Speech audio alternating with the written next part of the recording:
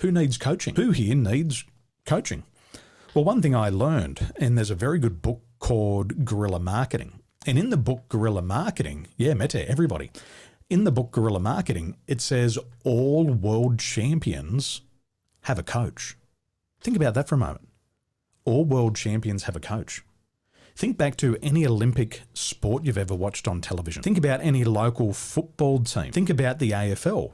Have you noticed that all of those teams have a coach? So all world champions need a coach. And as Matt says, everybody needs a coach. So now what we're going to look at is the performance curve. So with this tool, you will get the clarity on your starting point. So you can eliminate the confusion from the process. And here I will also want you to look at which one are you? Where do you sit on the performance curve? Now, as Nenny shared these with you, all of us at all different stages of our career, we will transition through this performance curve.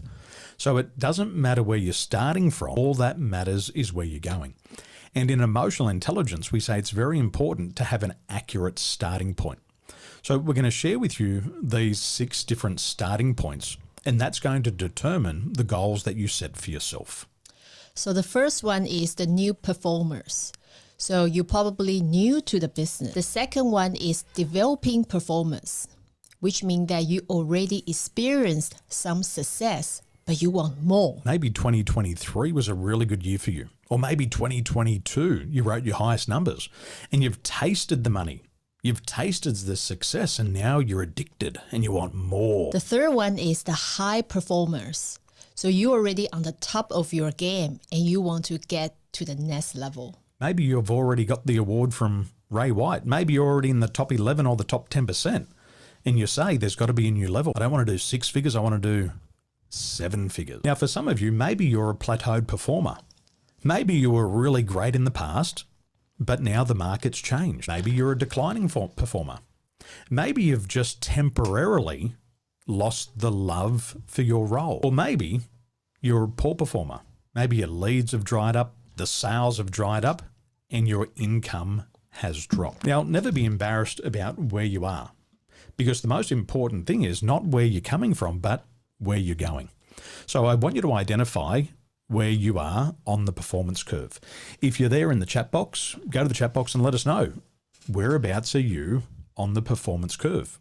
Maybe you're a new performer. Maybe you've just started your career in real estate. Maybe you've just started in the office in the past 30 days and you're a new performer and you're still trying to figure it out. Maybe you're a developing performer. You've been knocking on doors, bringing the appointments in, getting the conversions, and now you've got to get to the next level. Or maybe you're a high performer.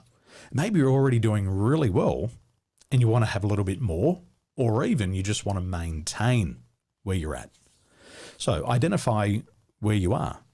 And as you ask yourself the question, where am I also want you to think about, out of all these 6 people, who tends to get the most coaching? Who do you think gets the most coaching? Okay, Mete, high performer. Have a look on the screen. Who do you think gets the most coaching? Tell the person next to you. Once you answer that, ask yourself the question, who gets the least coaching? Oz gets the least coaching. Wife, come on. What's happening? We need more coaching for Oslo. So in each business, somebody's going to get more or less. And as Matt said before, we actually all need coaching. Yeah. And it's through coaching that you start to develop your inborn attributes.